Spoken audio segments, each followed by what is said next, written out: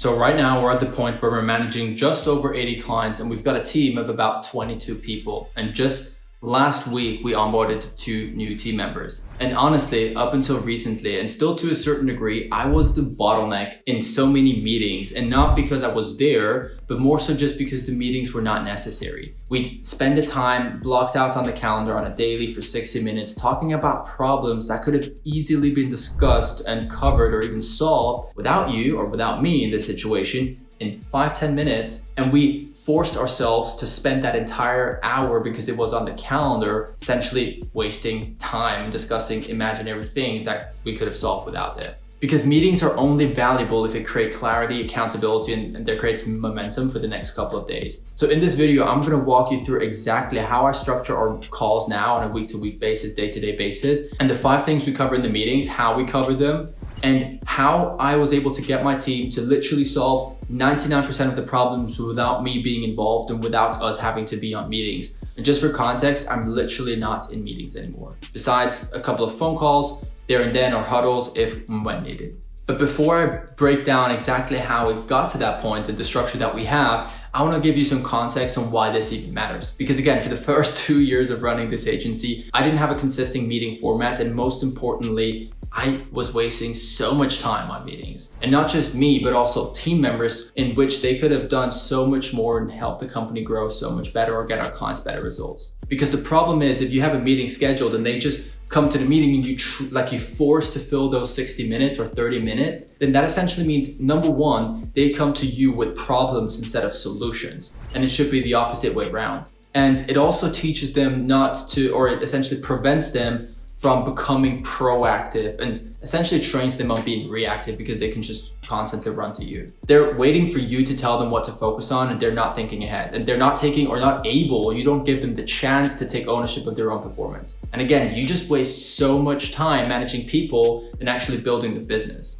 And this goes very hand in hand with you becoming a better leader, which I spoke about in another video, but I've learned so much. And part of the reasons I'm recording those videos is it also, like me replicating this, essentially reinforces that learning and helps me learn better. So if you're at that point where you're trying to grow your team past 10, 15, or even 20, those are one of the things that you just want to lock in. All right, so first thing we cover in every meeting is individual statistics of the actual person and wins. I like to start out with wins. Get that positive winner mindset and mentality into the culture. It builds so much positive momentum. And then everybody has their own specific KPIs. Everybody has their own trackers. And here's the important part. You don't want to track their KPIs for them. For example, our client success team, up until recently, we were tracking churn for them. They didn't even know what their actual churn rate is at any given moment. Versus now, they are responsible for filling out their own tracker where they can track their individual team's churn. And essentially, they just bring this to me, or we pull it up on every single call. And now I've got my operations manager do this for me. And we go through the numbers. Okay, yesterday we had 1 client churn, then we have 1 new client launch, we had 2 extensions, whatever it is, like 1 review, and we go through their main KPIs and we look at, hey, are they on KPI or out of KPI? I'll add a screenshot, I'll let it pop up here. What has really helped us, specifically with client success, and this is just more so a nugget, is installing a tracker similar to what the sales team has that allows us to then, and that's a second screenshot, like trackers, are they on quota or off quota? And we're doing the exact same thing with the sales team.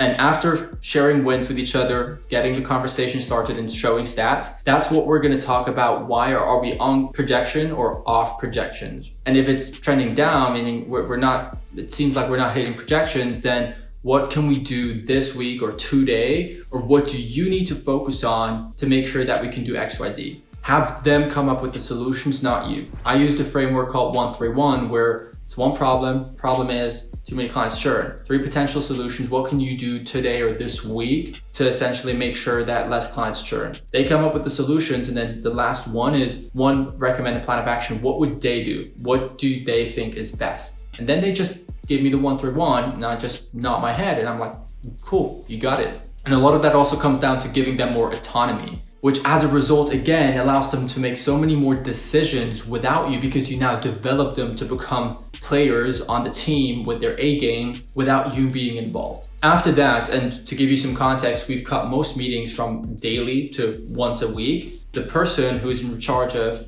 either the entire department or obviously like if it's a client success sync or sales sync or whatever it is going to project the week and the week's performance. So for example, a sales team will ask them for blood and stretch goals.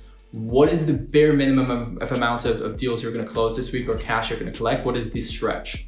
And we're going to hold them to that standard. We're going to hold them extremely accountable, and they got to take ownership of that.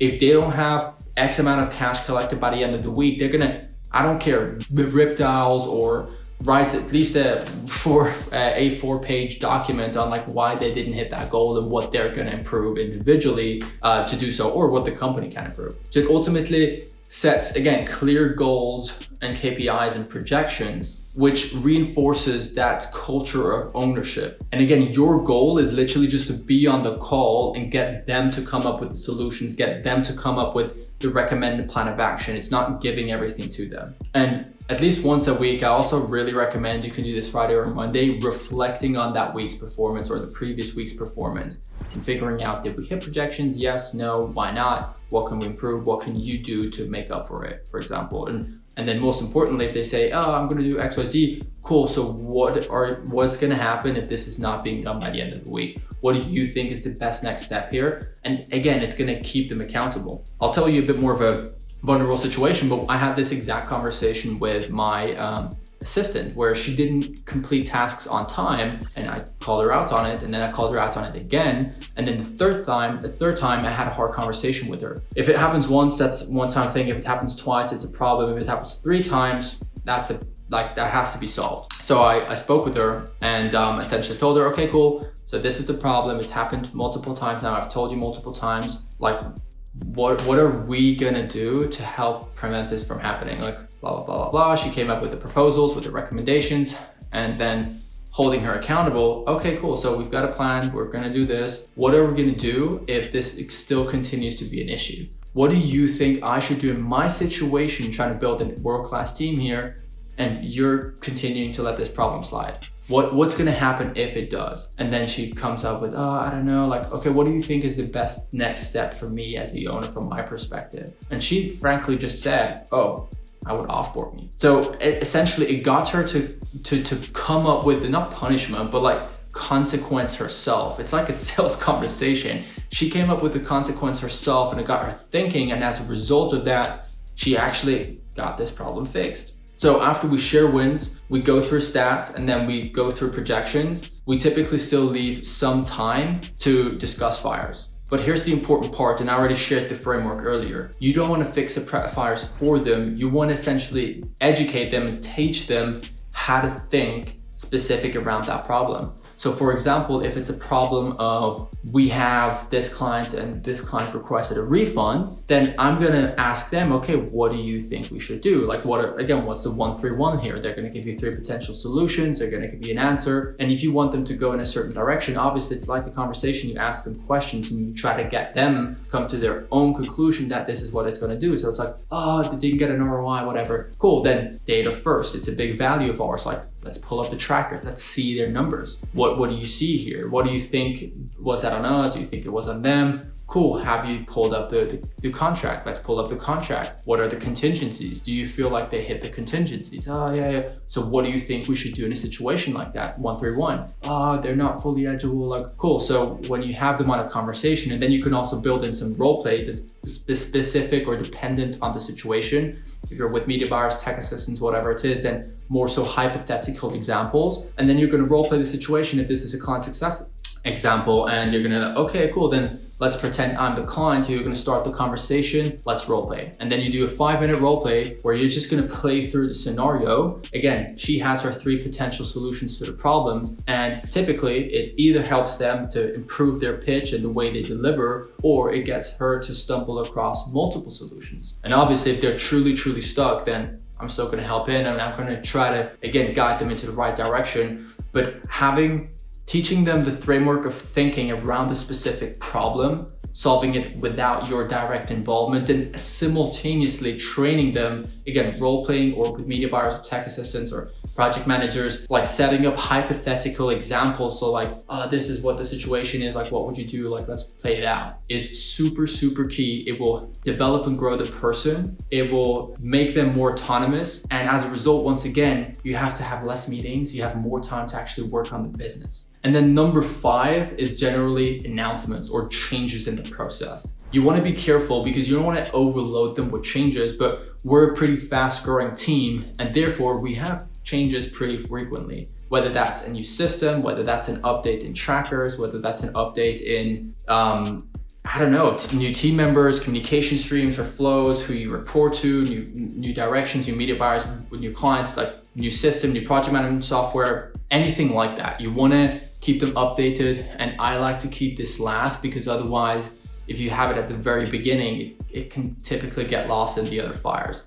So I like to keep this at the very last, go through updates and changes and how it's going to benefit them. Always tie it back to the outcomes that it's going to help them achieve and the benefits they're going to get from it. And in many situations, you got to like bring up announcements and changes in process, systems, apps, whatever, like frequently. It's not just a one-time thing, but you want to like remind them more than you got to be reminded more than you got to be taught. And I found this to be the perfect and best structure for meetings. And it has allowed me to go from daily meetings to 1 or 2 times a week or 3 times a week for certain departments that I still want to prioritize, or have team leads in the meetings that they still have some form of meeting between each other, but without me being directly involved. Or now in my situation where I've developed and grown an ops manager to be able to jump in and take those calls essentially on my behalf, which as a result, the only thing you got to do is you got to have meetings with the ops manager. You got to develop them to think in the exact same way that I'm just trying to tell and teach you. You got to teach them how to teach others. You got to make them become a leader that develops leaders. 5 Levels of Leadership, highly recommend the book in a nutshell. There are 5 levels of leadership. Level 3 is when you start to develop others and grow them personally, professionally, personally, whatever it is. Level 4 is when you start developing leaders. So essentially that means you start to developing leaders, such as if I were to coach and develop an ops manager to take those meetings on my behalf, I'm developing a leader and I'm teaching her and developing her to think in a way that develops other people. So I got to coach her on how to coach essentially. And then and how to lead obviously. And then the next level, which is really the pinnacle and super hard to achieve, and I don't say I've got that mastered yet, is developing leaders who can develop other leaders. So essentially you want to coach leaders to coach other people to become leaders on their own. And once you achieve that pinnacle, that's when things start to grow exponentially without you. And obviously that's not the situation with a 20 headcount team, but if you've got 100 or 500 people on your team, then obviously that's going to become more and more important, because you've got to have your own leaders who can develop their own leaders, who then again develop their own leaders. And that's when you can just grow infinitely with a good amount of talent and skilled people, obviously. And this is really the meeting structure that has changed literally so much for me. What's super important that I would add there is just always tie everything back down to mission, vision, and most importantly, values. Whenever you have like a problem like that has to be solved with the 131 framework, then get them to remind them of the values and think based on that, like how would you solve, like what do you think? So you always want to like guide them into the right direction of the company vision, mission, and core values. And if it doesn't align, then that's on you, because somehow the values don't align with the actual positions and it doesn't make sense, and that's something you got to fix. Or same thing with wins. If you have wins, tie back to one of the values, like boom, that's why. So you always want to still tie it down to mission, vision, values to keep them aligned and really build an A+ culture in the team. And that's a process how you can remove yourself from meetings. You have more time to focus on building more businesses or building the business while meetings are not existent, or you don't need that many meetings. It's literally a waste of everybody's time if structured incorrectly. And most importantly, as a founder, it removes you from the day-to-day trenches. And it gets you to, again, focus on what truly matters. And this applies for client success, marketing, sales, for literally every department. Now, if you're an entrepreneur yourself, if you're a business owner, agency owner, anything like that, I'd love to connect. That's why I'm doing YouTube. I'm literally just trying to put my face out there to connect with fellow entrepreneurs. So you can click the link in the description. There should be my Instagram in the bio. Again, would love to connect. And obviously, if you enjoyed the content like that and you got some value from it, I would appreciate a like and subscribe to the channel to stick around for more. Thanks a lot for watching, and I'll see you in the next one. Peace.